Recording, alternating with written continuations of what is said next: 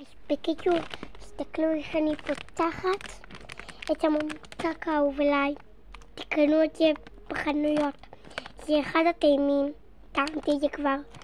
אני רוצה לראות לכם איך אני פותחת את זה בפעם הבאה. תקנו את זה. זה נראה, כלומר, זה נראה מטורף. נהדר, פרחיות. שוקולד מריר מעולה. כי אני יודעת שזה באמת מעולה. סליחה שאני מגרה אתכם אבל.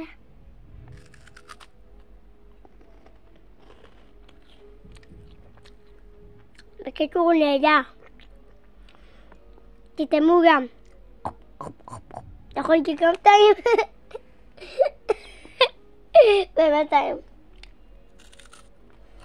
אני יודעת שאתם לא באמת יכולים לטעום. אז שתדעו שהיא חבל האימן. אחד המוצרים זה הממתק פרחיות הכי טעים. בזכות זה אני אוהבת פרחיות.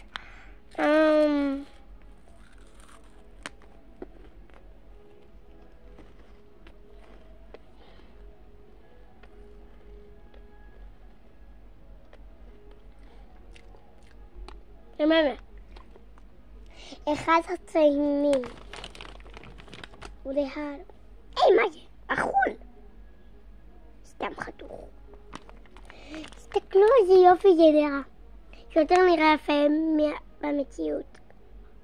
זה נראה מגעיל, בטח דרך המצח ככה, אבל במציאות זה נראה נהדר. חבל שאתם לא גם חלק מזה. שאתם לא יוצאים בבית ואוכלים את זה.